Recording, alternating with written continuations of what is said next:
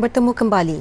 Pengedar barangan sukan terbesar tempatan Universal Fitness and Leisure Sendirian Berhad atau lebih dikenali sebagai UFL mahu lebih ramai atlet negara cipta nama dalam sukan lasak dan mencabar.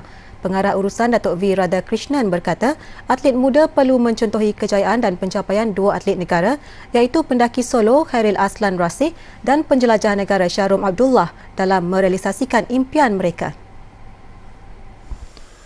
Pada majlis pelancaran produk Cooler Box Igloo di Ibu Negara pada Khamis, Datuk V. Radhakrishnan berkata syarikat itu juga sedang mencari bantuan keuangan berbentuk skim keuangan dan pinjaman untuk menjayakan ekspedisi kedua-dua atlet.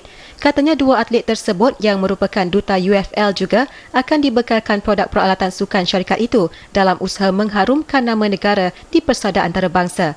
Pendaki solo Khairil Aslan Rasih 40 berhasrat mendaki 7 puncak di 7 benua dalam tempoh setahun. 7 puncak di 7 benua yang akan didaki Khairil Aslan adalah Aconcagua Argentina di benua Amerika Selatan, Everest di Asia, Denali di Alaska, Vinson Massif di Antartika, Kilimanjaro di Afrika, Elbrus Rusia di Eropah dan Carlton's Pyramid di Australasia.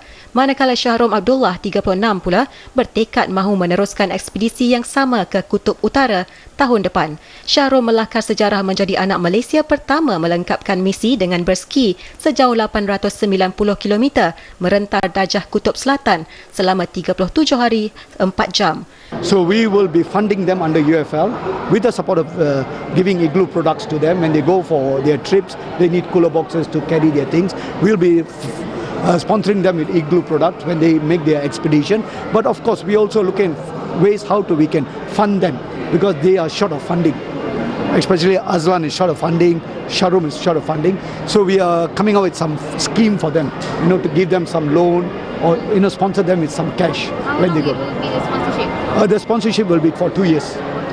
2 years. They have been with us, but now we have extended for another 2 years. Jelasnya syarikat itu juga bercadang melebarkan penajaan berbentuk peralatan sukan kepada atlet lain, terutamanya kepada atlet sukan memanah, gimnastik dan olahraga. Sementara itu, kegunaan dana YAKIB hanyalah untuk atlet negara sahaja. Menurut pengurusi YAKIB, Datuk Abdul Malik Noor, dana YAKIB tidak boleh digunakan untuk menyelesaikan masalah peribadi.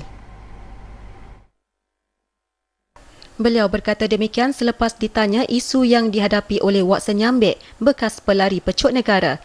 Abdul Malik yang juga bekas jago bina badan negara berkata, jikalau organisasi mereka membantu masalah untuk seseorang, maka atlet-atlet lain pun ingin menerima bantuan. Tapi ini dia mengambil hutang daripada bank kemudian untuk kebajikan bapa dia sendiri, kita tidak bolehlah nak menolong. Kita pun kesian juga. Tapi kalau kita tolong satu orang, kita ada 3,000 atlet. Besok kalau orang lain menjadi, kalau semua nak cara kita menolong macam cara tolong dia, kita susahlah. Pasal kita mengikut law, kita untuk daripada board director law, kita sekian.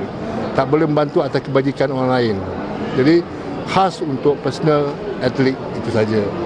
Watson Nyambek diisytiharkan muflis susulan beban pinjaman terpaksa dibuatnya sebelum ini bagi menanggung kos rawatan bapanya. Pada tahun 1998, beliau mencipta rekod kebangsaan dalam acara pecut 100 meter dengan catatan masa 10.3 saat di mana ia masih lagi bertahan sehingga kini.